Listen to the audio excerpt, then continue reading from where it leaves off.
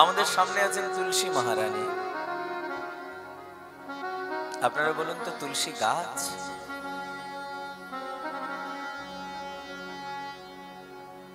শাস্ত্র বলছেন তুলসী গাছ নয়, তুলসী সাক্ষাৎ ব্রহ্মই।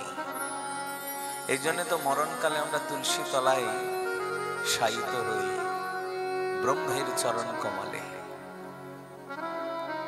কারণ শাস্ত্র বলেছেন তুলসী কাননম যত্র পদ্মবনানি যত্র চ পুরাণম পঠনম যত্র তত্র সন্নিহিত হরি। শ্রীহরি বিশ্ব ব্রহ্মাণ্ডের কোথাও না থাকলে যেখানে তুলসী আছে সেখানে নিত্য গোবিন্দ বিরাজমান থাকে। তো তুলসী সাক্ষাৎ গোবিন্দ মন্দির, যেখানে নিত্য গোবিন্দ বিলাস করেন, বিরাজ করেন তুলসী। তুলসী দেখতে গাছ হলেও গাছ নয়। এই জন্য তো আমরা সনাতন হিন্দু ধর্মাবলম্বীরা শ্রদ্ধাপূর্বক ভক্তিপূর্বক নিজেদের গৃহাঙ্গনে তুলসী রোপণ করি।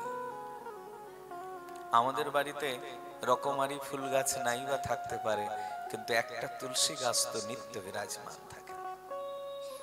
কারণ আমরা বিশ্বাস করি তুলসী রূপে সাক্ষাৎ শ্রী হরি নিত্য বিরাজমান আমাদের। তুলসী দেখতে গাছ হলেও গাছ নন, গাছ রূপে সাক্ষাৎ ব্রহ্ম।